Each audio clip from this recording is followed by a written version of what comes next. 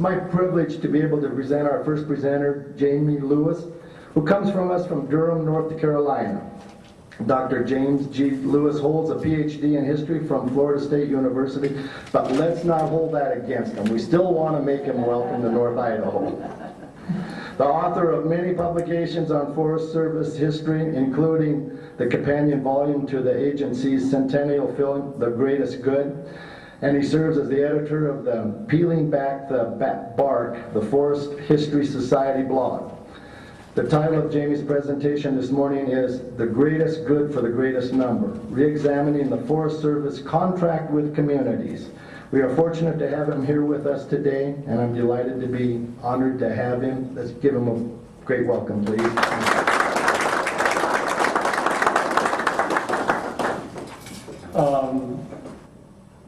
Part of the reason why I'm here is I've known a couple of the guys here in the room for a few years now. I had an interest in the Pulaski Tunnel Trail, and on our blog, Peeling Back the Bark, I was in Wallace 2009 and hiked the trail and photographed it and put it up on our blog, and for a number of years, and this is an analogy that you can decipher for yourself. For 3-4 years, this was the only good page with information about the Pulaski Tunnel Trail. And the guys up front here contacted me and asked if I could, they let me know that. I didn't realize that. And they told me they were battling with the Forest Service to get just a simple web page up about the Pulaski Tunnel Trail. And the next time I was through Wallace, I stopped and met with them, and we talked about it, and I did what I could to help putting them in touch with some folks. But they are used to, some would say tilting at windmills. I would say they're used to taking on the agency, and it was a minor thing to the agency, but a major thing for these two guys, for Ron and Jim, to get that page up. And so when this issue came up, Ron called me and asked if I'd be interested in coming out, and other than saying, really, from North Carolina, he said, yeah, you're the one we want to have come talk. And so here I am, and I really appreciate the opportunity to do so. So go on to okay, I gotta get my timing right, since I don't have the clicker. This is going to be a little challenging, but that's all right. So I've been asked to talk about the early years of the Forest Service, the development of the use book, which you saw a little bit about in the film. It's the first book of regulations and instructions for Forest Service rangers.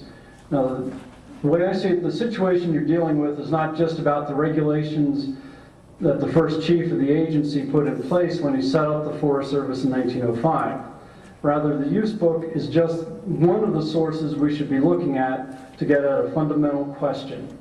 That question revolves around Pinchot's vision for the Forest Service. He said the Forest Service should settle conflict by determining the greatest good for the greatest number in the long run. Ever since 1905, the agency has had to continually ask itself, what is the greatest good? Who is the greatest good for? And what is the time frame that we're talking about? This is the challenge faced by every land manager, regardless of what they are managing, and whether it's public or private forest land. So what I want to do with my talk is address what was in the use book by talking about how the greatest good has changed over time. And so I think you can break it down into the 4 eras that I have up on the screen. So we're going to start with what I call the pre-management era. Now this lasts from the colonial era, first, European settlement, to the 1890s. The public domain during this time period was open to settlement. The federal government was motivated to give away land or sell it for a pittance through laws like the Homestead Act and others.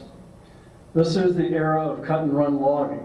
Jim, if you go on to the next slide, please. The logging industry had migrated from the Northeast to the upper Midwest by the Civil War and had begun moving on to the Pacific Northwest in this region and to the south by the 1890s. Timber harvest levels climbed steadily from the 1800s to a peak in 1907. As the Industrial Revolution took off and train tracks began stretching across the country, concern emerged in the 1870s that we would run out of timber. This is the infamous timber famine threat. Numerous groups and individuals pressed the federal government to take action. This led to a law that for the first time meant the government would no longer give away the land, or give away public land. The Forest Reserve Act of 1891 authorized the president to set apart and reserve any part of the public lands, either wholly or in part, covered in timber or undergrowth, whether of commercial value or not, as public reservations. Presidents Harrison and Cleveland set aside 18 million acres. And then President Cleveland, realizing that it made no sense to continue creating forest reserves if there was no means or plan of protecting them, turned to Congress to rectify the situation. All those supporting the reserves, led primarily by the American Forestry Association, which is now known as American Forests, agreed that the intent behind them was not to preserve the land like a park, but to utilize the land and generate revenue. It was the chief of the U.S. Division of Forestry at that time, the German-born and trained Bernard Furneaux, who proved instrumental in persuading supportive congressmen that forestry meant the use of the forests, not the reservation from use. Opposition to this law came from the West, where the reserves were located. In Southern California, they opposed them opening the reserves to logging because they feared it would actually jeopardize water supplies. In Northern California and the Pacific Northwest, they didn't want to impede the stockmen and miners. There was strong sentiment for allowing settlers free timber, and so in the proposed bill, they were granted that. A later version allowed mining to continue on the reserves as well. To settle matters, the National Forest Commission was appointed to make recommendations. The commission was chaired by America's leading botanist and respected authority on American forests, Charles Sargent. He acquiesced to appointing a young American forester named Gifford Pinchot as commission secretary. In 1897, this commission proposed adding 21 million more acres of reserves just before Cleveland was to leave office. Now, he refused to sign this into law. And instead, he triggered the recommendation triggered a firestorm of protest from the West. A typical example of reaction comes from the Seattle Chamber of Commerce, which sent a letter to Congress. The chamber complained that they were being treated as, quote, a mere dependency, and their further economic development was being prohibited by, quote, the gratuitous suggestions of irresponsible strangers, and that the whole episode was a galling insult to our local sovereignty. Continuing on and pulling no punches, they proclaimed that King George had never attempted so high-handed an invasion upon the rights of Americans. Opposition was eventually mollified with the Forest Management Act of 1897. Once it was made clear that the reserves would be open for use, the act passed through Congress. It stipulated that no reserve could be established except to improve and protect the forest within the reservation or for the purpose of securing favorable conditions of water flow, and to furnish a continuous supply of timber for the use and necessities of citizens of the United States. It also authorized the sale of mature or dead timber, provided it was marked and designated, a phrase that would come back to haunt the Forest Service, prior to cutting. The Forest Management Act, which is sometimes called the Organic Act, served as the basis of federal forest management until 1960, when it was supplanted by the Multiple Use Sustained Yield Act. This is the second time, then, that the federal government defined the greatest good through the Forest Management Act. The first, of course, was opening the public domain for settlement, a period that the Forest Reserve Act had signaled was ending.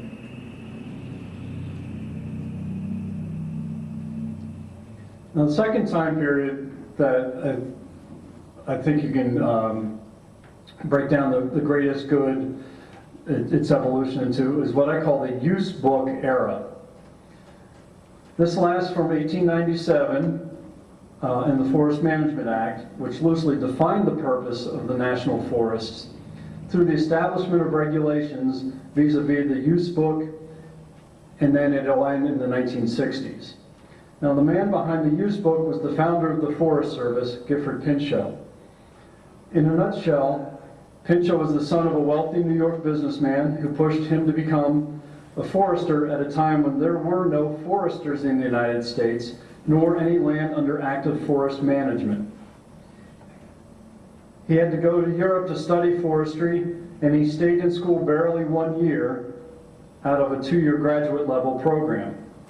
He returned to America, and through family connections, was hired by another wealthy young man named George Vanderbilt, who was building what would become the largest private home in America.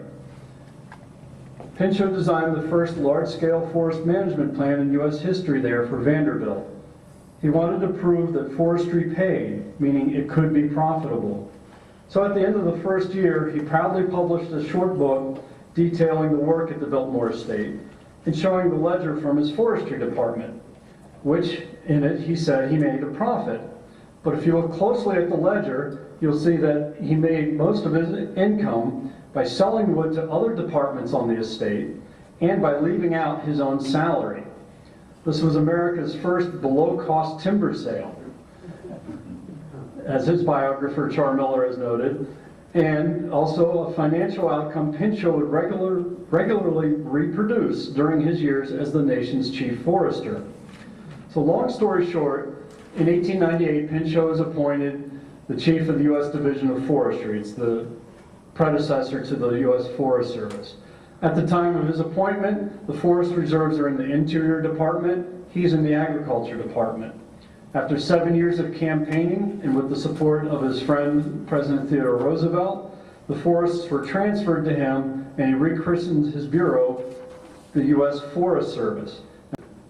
Pinchot is many things, but one thing he definitely is shrewd and a political animal, and he understood what he was doing. And he was sure to include the word service in the agency's name to show that it would be providing one or many of them. Next slide. On the day of the transfer, February 1st, 1905, Pinchot's forest rangers received a book of regulations small enough to fit into a man's shirt pocket. It was called the Use Book. Today, of course, the Forest Service Regulation Manual fills an entire bookshelf or more. So what is the Use Book and what did it say? The Use Book contained the guidelines and principles developed mostly by Pinchot. It started off with a notice to the public for 4 sentences long. The timber, water, pasture, mineral, and other resources of forest reserves are for the use of the people. They may be obtained under reasonable conditions without delay. Legitimate improvements in business enterprises will be encouraged. Forest reserves are open to all persons for all lawful purposes. The Use Book then recapped the history of the forest reserve system to that date. It included the letter from the Secretary of Agriculture to Chief Pinchot telling him the how and the why of administering the public's forests. And this is, if you go on to the next one. So, to quote, and again, this is from the Secretary to Pinchot. It's his marching orders. In the administration of the forest reserves, it must be clearly borne in mind that all land is to be devoted to its most productive use for the permanent good of the whole people, and not for the temporary benefit of individuals or companies. All the resources of the forest reserves are for use, and this use must be brought about in a thoroughly prompt and businesslike manner, under such restrictions only as will ensure the permanence of these resources. It continues. The vital importance of forest reserves is to the great industries of the western states, and will be largely increased in the near future by the continued steady advancement in settlement and development. The permanence of the resources of the reserves is therefore indispensable to continued prosperity, and the policy of this department for their protection and use will invariably be guided by this fact, always bearing in mind that the conservative use of these resources in no way conflicts with their permanent value. Again, continuing. You'll see to it that the water, wood, and forage of the reserves are conserved and wisely used for the benefit of the home builder first of all, upon whom depends the best permanent use of lands and resources alike. The continued prosperity of the agricultural, lumbering, mining, and livestock interests is directly dependent upon a permanent and accessible supply of water, wood, and forage, as well as upon the present and future use of these resources under business-like regulation, enforced with promptness, effectiveness, and common sense. In the management of each reserve, local questions will be decided upon local grounds. Sudden changes in industrial conditions will be avoided by gradual adjustment after due notice, and this is the famous phrase, and where conflicting interests must be reconciled, the question will always be decided from the standpoint of the greatest good, of the greatest number in the long run. We know that Pinchot wrote this letter for the Secretary of Agriculture's signature. So here we have a clear idea of Pinchot's thinking at the time of the Forest Service's establishment. This would be refined over the coming years. For the general public, a similar booklet was prepared in 1907. Called The Use of the National Forests. It points out that, quote, the national forests exist today because the people want them. National forests are made for and owned by the people. They should also be managed by the people. They are made not to give the officers in charge of them a chance to work out their theories, but to give the people who use them and those who are affected by their use a chance to work out their own best profit. This means that if national forests are going to accomplish anything worthwhile, the people must know all about them and must take a very active part in their management. What the people as a whole want will be done. To do it, it is necessary that the people carefully consider and plainly state just what they want, and then take a very active part in seeing that they get it. To make them accomplish the most good, the people themselves must make clear how they want them run. The booklet enumerates the uses for various stakeholders, those who use national forests for range, for mining, etc. For timber users, the book notes that, quote, the timber is there to be used now and in the future.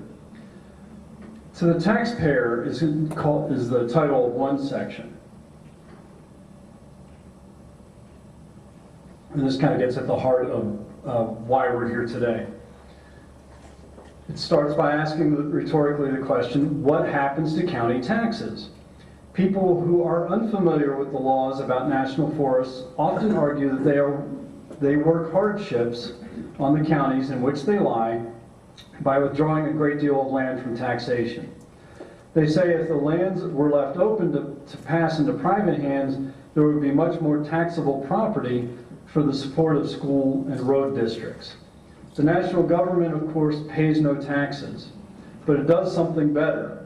It pays those counties in which the forests are located 10% of all the receipts from the sale of timber, use of the range, and various other uses, and it does this every year. And of course, as you know, this was raised to 25% later on.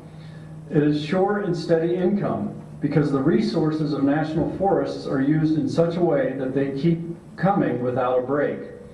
Congress saw that the money returns would soon be large, and it provided that the amount paid should not exceed 40% of the county's tax receipts from other sources. And it continues.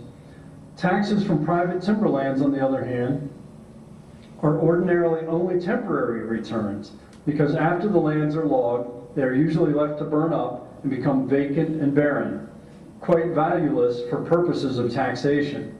Thus, a county which is partly covered by a national forest is better off than one which is not. Again, there's a lot there to unpack That's what we're going to be doing today, over the course of the day. As you know, the rapid expansion of the national forest system continued under Theodore Roosevelt, leading to pushback from Congress in 1907 with passage of the Fulton Amendment, which was very nicely covered in the film. Roosevelt and Pinchot responded simply by establishing more national forests before the president had to sign this bill. Westerners howled in protest most loudly in Colorado. Next slide, please. The state legislature of Colorado rebuked the federal government for having usurped what they called the rights of the states and its citizens to develop and acquire title to these public lands and to utilize the resources. They called a protest meeting. At stake was whether the states or the federal government had ultimate sovereignty over public lands. We know how that was settled. This was just one of several protest meetings that Roosevelt sent Chief Pinchot to speak at on behalf of the administration. In fact, one of those meetings was held here in Wallace. But it was at the Denver meeting Pinchot had a chance to elaborate on his utilitarian philosophy that guided his agency's mission. So I want to look at what he said in Denver. I suspect it was repeated elsewhere, but we have we know what he said in Denver for certain. So after talking about the impending timber famine, Pinchot praised Roosevelt by saying, he saw that it would be vastly better to have some of the timber in the government's hands for the benefits of all the people, rather than have it all in the hands of a few great owners strictly for their own benefit. He then spoke about how these few owners were going to profit from the scarcity before he turned to the scientific justification for the forest policy. Quoting Pinchot, "It is needed to protect the watersheds of streams used for irrigation, for domestic water and manufacturing supply, and for transportation. If there were no other reason, and there are many, the protection of irrigation throughout the West would amply justify the president's forest policy." So again, he's in Denver. Water was a paramount issue to them then, just as it is today. He talked about agricultural lands within the national forest before turning to the business side of things. Quoting Pinchot again in Denver, "It has often been said that the government is trying to make money out of the national forests. This is a profound mistake. The Forest Service is not in business in the ordinary sense of the word. What it is trying to do, and trying hard, is to make the national forests pay expenses by handling them in a business-like way. As soon as possible, we hope to make the national forests self-supporting." Please note, this has never happened. During the timber and logging era, some forests did indeed become self-supporting from timber receipts and logging contracts, but many never have. To operate the national forests, they have been subsidized from day one. As many of you know, Pinchot was fired in 1910. Shortly there, not because of what he was saying, that was a whole different thing. Picking a fight with the President of the United States is not a good career move. But he ultimately martyred himself and for the cause. And he wrote about that cause in a short book published that same year called The Fight for Conservation. So that book becomes a defense for his dismissal for going after the Secretary of the Interior over the leasing of coal fields in Alaska. So keep in mind that what I'm about to discuss is in the context, that the context for many of his arguments are for keeping coal and water rights out of corporate hands. And we can apply timber in that context. So in the book, he defined what he called the conservation problem. The principles which govern the conservation movement, he said, like all great and effective things, are simple and easily understood. The first principle about conservation is that it stands for development. There has been a fundamental misconception, he wrote, that conservation means nothing but the husbanding of resources for future generations. There could be no more serious mistake. Conservation does mean provision for the future, but it means also, and first of all, the recognition of the right of the present generation to the fullest necessary use of all the resources with which this country is so abundantly blessed. Conservation demands the welfare of this generation first, and afterward the welfare of the generations to follow. Next slide, please. The second principle was preservation of our resources. The third principle was this, quoting again, "The natural resources must be developed and preserved for the benefit of the many and not merely for the profit of a few." I will take a second to point out that he does not define what he means by profit. We can now interpret that differently. Then he meant corporate monetary profits. Today one could argue that they're profiting the few for perhaps aesthetic reasons or less concrete reasons. Later in the book he states that conservation is the application of common sense to the common problems for the common good. The danger to the conservation policies is that the privileges of the many may continue to obstruct the The danger to the conservation policies is that the privileges of the few may continue to obstruct the rights of the many. His fight for conservation was actually about the fight to protect equality of opportunity for what he called the plain citizen from the privilege of wealth and corporate power. I would think it's safe to say that folks here fall into the former category of the plain citizen and not that of wealth and corporate power. Now, again, Pinchot is independently wealthy. He didn't need the job as chief of the Forest Service, but he always kept one foot in the forestry world. He ran for Congress twice and served 2 terms as governor of Pennsylvania, but he never did leave the Forest Service or forestry behind. After his time in the Forest Service, in 2 major incidents, he came to blows with his successors over the degree to which the federal government should regulate logging on private lands. By the 1930s, he was insisting that the only way to resolve the massive environmental degradation and soil erosion problem was to lease, buy, or take through eminent domain millions of acres of private timberlands. In other words, Pinchot was advocating nationalizing private forests. Doing so, he argued, would allow the government to employ men and women during the Great Depression to restore and reforest the lands. Now, he continues along this shift on the political spectrum to the left. In 1937, he undertook revising his little primer called The Training of a Forester. Originally published in 1914, it had undergone 3 modest revisions, and then in 1937, he was asked to revise it once again. This edition shows a clear break from the past for Pinchot.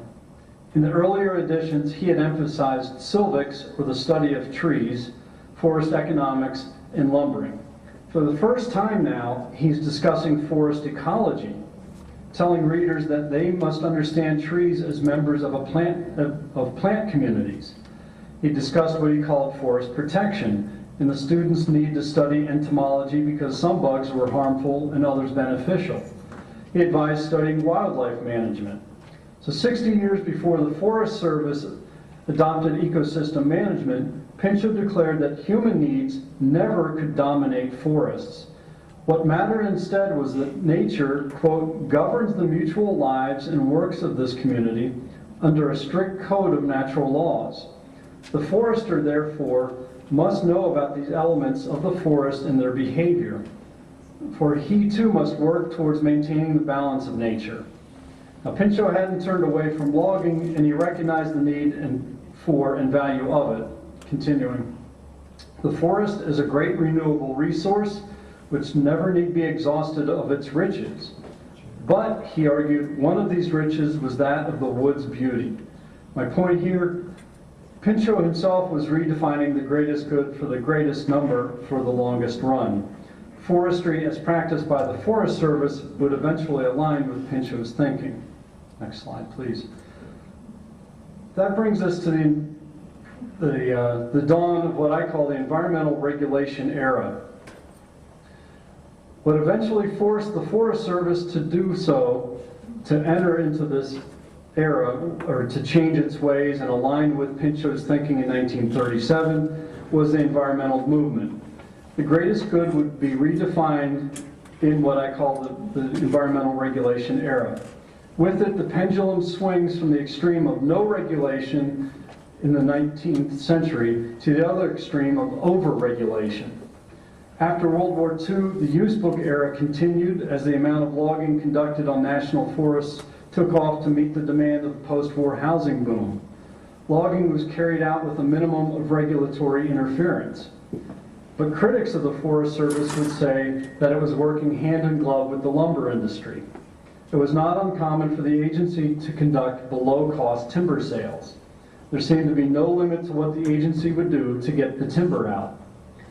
A good example of this is not far from here on the Bitterroot National Forest.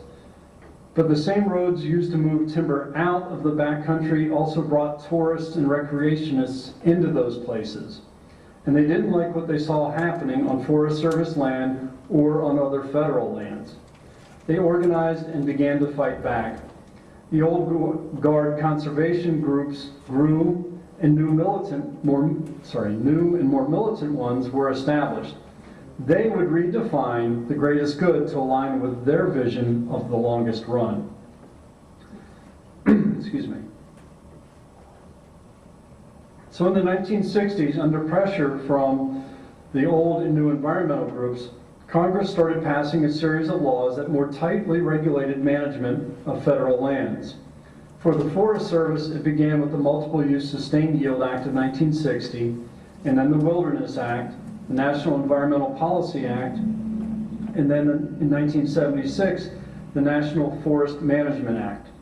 The Forest Service, it should be noted, resisted these laws until it realized if it didn't participate in the process, it stood to lose a great amount of power.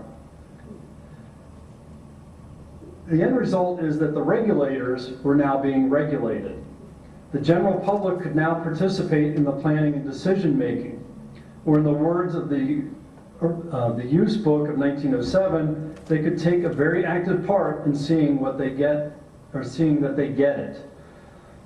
So in some ways, Americans were finally doing what Pinchot had said they could and should do all along. We know what has happened, though, in our lifetimes. The regulatory laws required the Forest Service to issue forest management plans that are subject to legal challenges. Now a plan that should cover a 10-year period gets tied up in the courts for years, rendering it outdated by the time it comes out the other end. The Forest Service has been sued so often it now suffers from what one former tree... I apologize. I'll start that again. The Forest Service has been sued so often that it now suffers from what one former chief calls analysis paralysis. The planner spends so much time trying to anticipate every possible legal contingency that they are afraid to move forward and issue plans. In some locales, they've been working very closely with local communities to forge a plan acceptable to all and have had some successes. But they've also pursued this approach only to have someone from another jurisdiction file a suit at the last minute and derail the whole thing.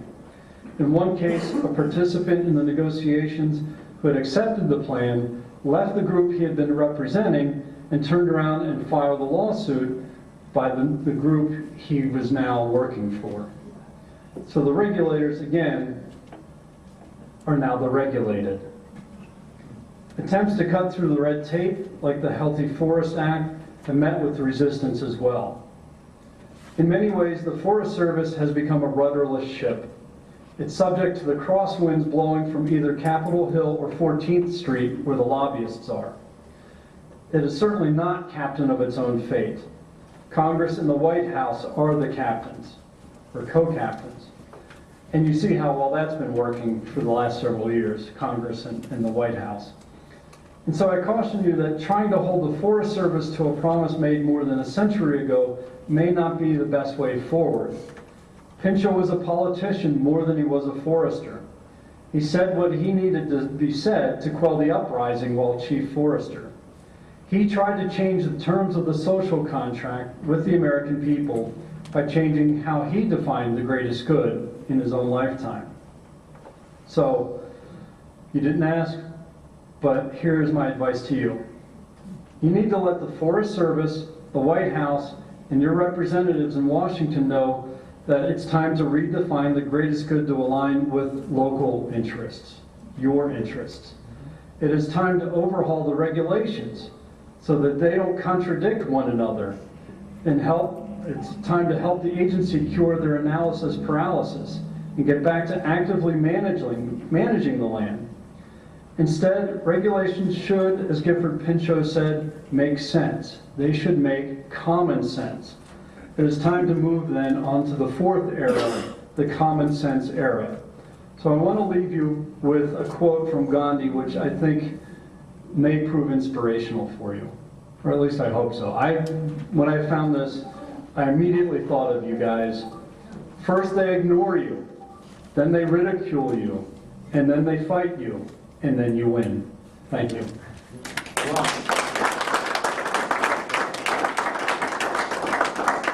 So as I understand it, I'm subject to your barbs, slings and arrows, and/or questions. I will do my best to answer them. Bearing in mind, I'm not a political scientist, so there may be some questions I have to defer to Rob or to Bob later. Yes, ma'am. Idaho was operating under maybe a wrong assumption, and so I want to make sure. I thought at one time the Forest Service was actually self-funding. Their timber receipts paid for the Forest Service. And according to your talk, that's a wrong point. Or did the Forest Service at one time from timber receipts, were they able to fund themselves and they gave money back to the state? That's what I'd always been taught. That is quite possible, and I'll be honest, I haven't done the hard budget research, but I'll put it in present day terms, because that is what we're dealing with, and of course that's not the case at all. And so the situation is, every year the Forest Service goes begging to Congress for money, and Congress just keeps, as you know, slashing the budget. The issue is a very complex one because there's the fire budget, and there's differences of opinion within the Forest Service about how to portion out the money that they do get. But the Forest Service keeps telling its partners, like my organization, we saw a steady decline in funding we had been receiving for work we were doing for them. And then last year they said, that's it, we cannot fund you anymore, and we're just a minor partner. Other organizations that have been partnering with the agency have also seen their piece of the pie shrink. But probably in the 1950s and 60s, the timber receipts were, the money was flowing, and it might have been that for a few years they were effectively solvent, but then they found in the 1990s, and then when Dale Bosworth was chief, that, well, maybe the books weren't being accurately kept anyway. And so there was they were forced by law to have clean books. And that was a gut-wrenching exercise for the Forest Service, and it was their own come-to-Jesus moment. And so they're still dealing with that in the back. A couple of points on that. The question is not, has the Forest Service made a profit? They never did.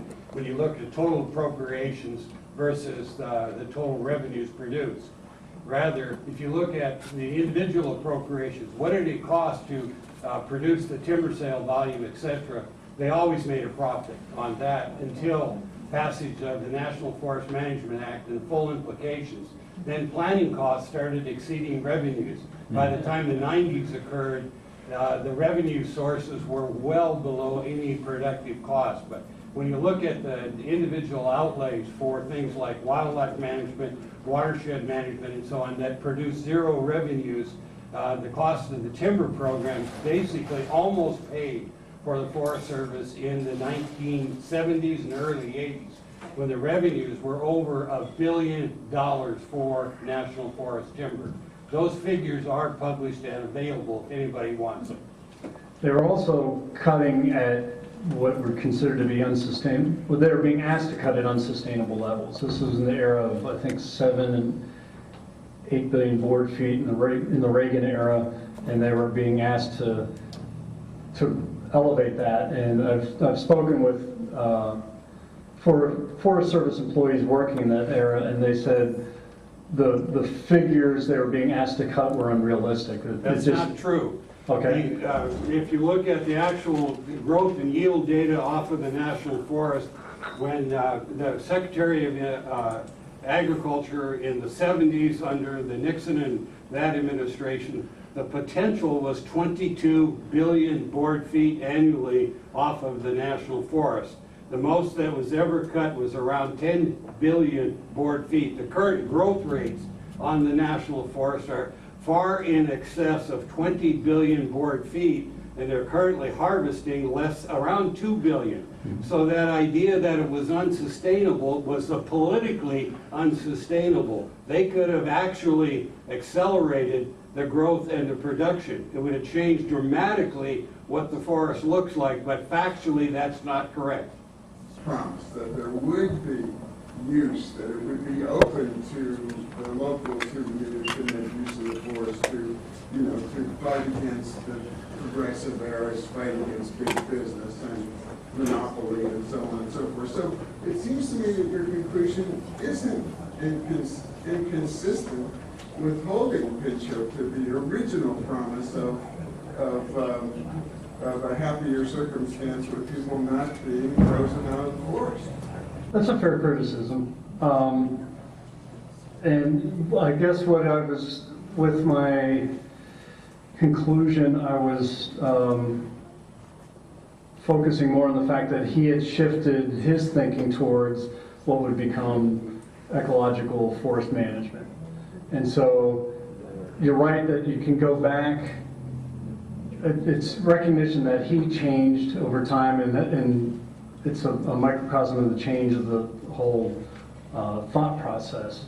And so you're right, it is, he advocated common sense, and that is what I am also urging, but it's the challenge of, or making you aware of the fact that somebody can come along and say, well, you know what, he shifted his thinking, and so I wanted to make you aware of that, so that when and if that point is brought up, to counter your argument of, well, Pinchot in 1905, 1907 was saying this, and they're saying, but in 1937 he was advocating this, you're aware of it. So, one of the things you asked is providing more arrows in the quiver, or just being intellectually prepared, or prepared for the intellectual debates. And so I wanted to make you aware that oftentimes we think of Pinchot as being kind of frozen in amber, that his thinking stopped in 1910, but it continued evolving. Out in the back. Yeah, just a thoughts about an equation that would correlate the lack of timber harvest and lack of grazing presently on the forest to what it was in the past. Even if it was done at a loss, what would the savings be today in the lack of forest fire management that has to go on, that is being done now, where if they could have managed the forest to their past deeds, obviously we wouldn't have had the forest fire, the dead timber that we've got today. Those have to be figured out to the point and pointed out that that type of thing would maybe be a cost savings today. It's going to be a challenge that you'll face. It's a good point that in all likelihood it would be below cost timber sales to get out and do the thinning, say under the Healthy Forests Act and things like that. I just can't envision a time when timber receipts are going to get back up to the point where, you know, the books are positive. Pinchot did himself and the agency no favors when early on he was arguing, oh, we're going to make a profit, we're going to make a profit. I think that it's not, I don't see that ever happening in terms of a monetary profit. I think the argument has to probably focus more on forest health. And that's what the Healthy Forest Act was advocating, that we need to do thinning and other activities for, you know, the benefit of the forest, which ultimately then benefit us. Otherwise, 50% of your agency budget goes into firefighting, and they're robbing Peter to pay Paul so often, where they finally get a project approved for thinning, we'll say, or it doesn't even have to be active management in that regard. They get a project approved and the funding put in place, and then you have a fire season that just you know, requires them taking the money away from that project. So now the project gets delayed a year or longer if it ever comes to fruition. So you had a follow-up? One other point.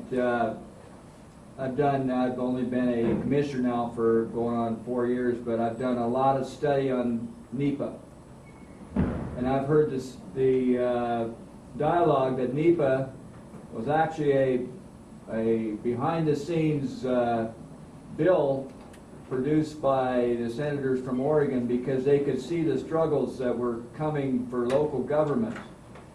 And specifically reading NEPA, something has to be put to the power that it is supposed to be a productive harmony of local economies, and that local economies are supposed to have some requirements from the agencies to fulfill their economic duties.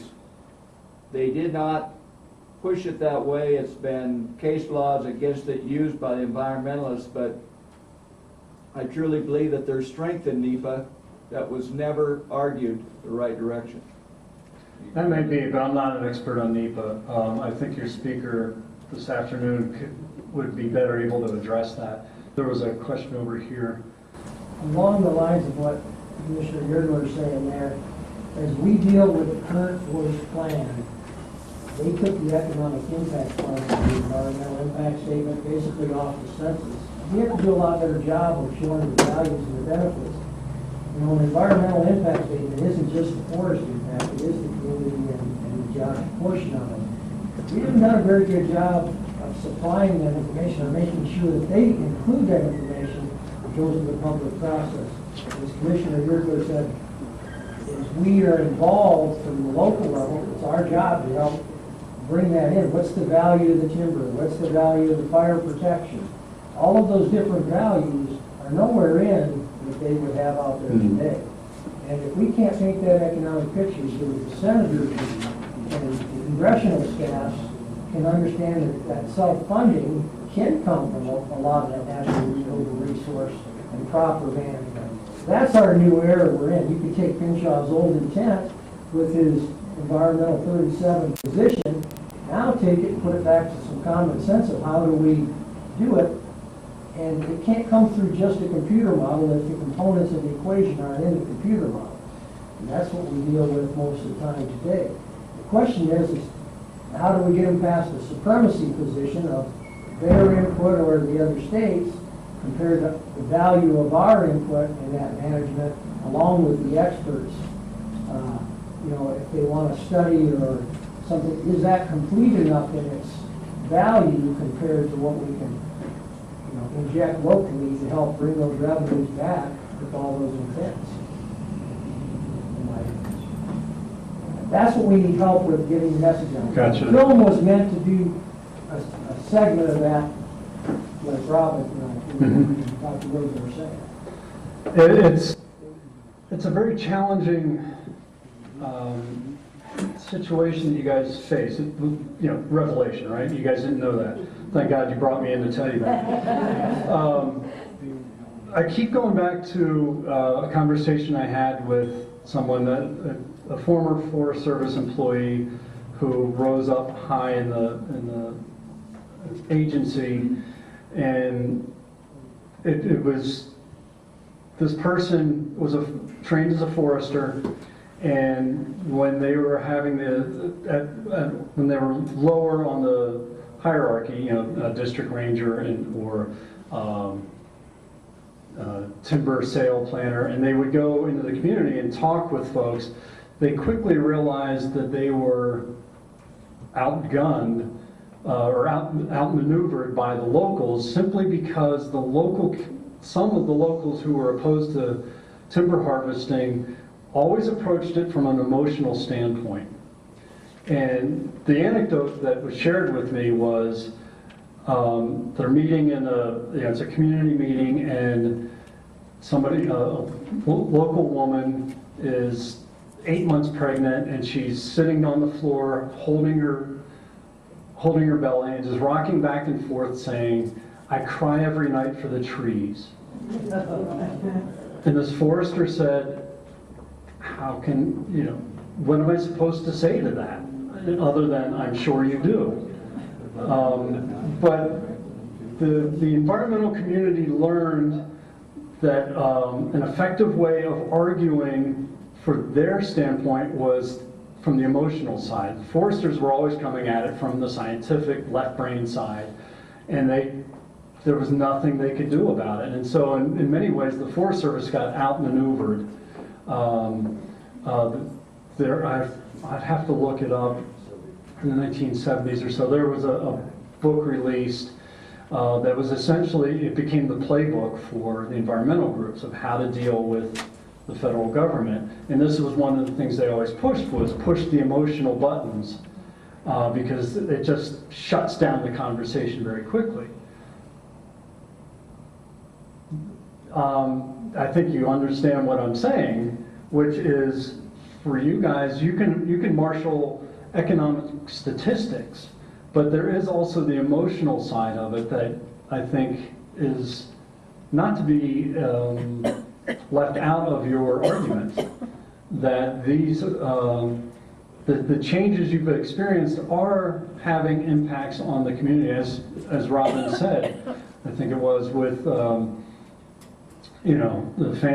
impacts on families, the divorce rates, drug and alcohol abuse levels, domestic violence abuse. Unfortunately, a lot of these things are underreported, and there's not a cause and effect that's clear, but the loss in populations, those are statistics, but they have emotions associated with them. What the Forest Service does tears at the community fabric. And that's again, a reason why we're here today. And in fact, I've been kind of brushing past Robin. He had a comment or question for me. Yeah, for Ed. I really appreciate the longevity on Pinchot, because just like you said, we need to know so we're prepared to argue when we argue with the Forest Service. And I guess my thoughts on that is that the contract was struck between the Western states and Congress based on what Pinchot put on the table in 1980 or whatever it was. That was a deal that was struck and was honored for a long time. And regardless of Pinchot changing the rules or what he thought, that wasn't at the table when Congress struck the deal. So I think our argument is validated by your presentation, and what I've read up there, it just makes our argument even stronger that Congress is not honoring the commitment that Pinchot sold the national forest to Congress on, and they're failing to meet their moral and legal responsibility of honoring a contract that's been in place for 100 years. Appreciate it. Thank you. Thank you. There was a question? Yeah, I just wanted to comment when you say the emotional side, and I agree, and that's why I felt it very strong that the ending of this movie that we did showed some of that they don't show. They showed the flowery side, but they don't show some of the devastation that actually happens. And that's why I felt it was necessary. Yeah, in fact, I had watched, Ron had sent me a copy of the film, I had watched it a couple weeks ago, and when it was airing here today, I couldn't watch the ending again because I had to get up here and speak right afterwards. So I think that speaks to the power of the emotional power of the ending of the film. I'm not here to pass judgment on that, but I just want to say that I couldn't watch it again and then get up here and try and talk. There was in the back. I just attended the Idaho Forest Products Commission tour last week. They take you out for 2 days and we looked at a lot of different projects, and I think one of the things that you're going to see coming to the forefront is that the ecological movement is really hampered because forest sustainability depends on restoration projects. The fires are absolutely filling the skies with carbon, and they're going to find out after this season's forest fire that there's a huge uptick in the amount of carbon levels that have been emitted into the air. One of the other things that's coming to the forefront is biomass is a huge industry, and we're going to see that coming. So I think that this ecological movement of "don't touch my trees" is really in the past, and that's not a valid argument anymore because there are so many reasons to do forest restoration projects now that are ecologically prudent. Which is an excellent point that we're seeing in North Carolina an uptick in the sale of the harvesting of lumber and then its conversion to wood pellets, and they're being sold to Europe for biofuels. And so, but that's an excellent point that in some ways you have to turn the argument around on the environmental groups to say, okay, if we don't do any active management, then more carbon is getting in the air, and you're actually doing more harm in the long run. So this is why I'm suggesting it. It's time for you guys to, as you're just pointing out, redefine the greatest good in terms that make sense for the 21st century, and essentially taking back the argument from the environmental groups. And then I think we'll close with just one quick comment. One of the things I tried to do in Lincoln County when I first came there in my economic development position was to find out how many jobs are in 1 million board feet of timber. And I went to the University of Montana, and they said, well, up in your country, that's 10 to 15, and if you had more value added, it'd be more, but for every one of those jobs, there's other jobs in the community that are created, and we wanted family-type jobs that have benefits and support a family.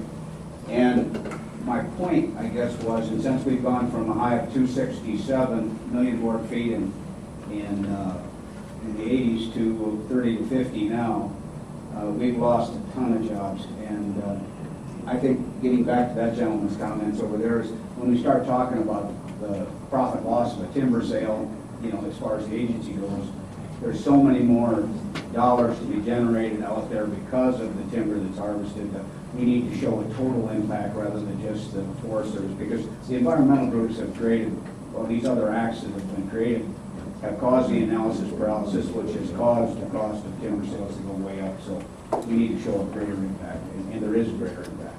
Yeah, the one, I just remember a stick I saw in the newspaper. I was visiting a friend down in Moscow, and the local paper down there had the article that you'll have to verify the statistic that 70% of jobs in Idaho pay below a living wage. That's a powerful economic argument. If you can't argue that we need jobs created, you can certainly argue that the jobs that exist don't pay enough to live off of. But you guys can find the statistics and marshal them as part of your argument. So it is tweaking your position, tweaking the arguments to catch the ear of the congressman from Detroit or another hard-hit area. and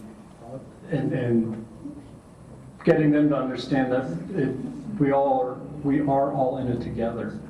So, thank you. Thank you very much, everyone.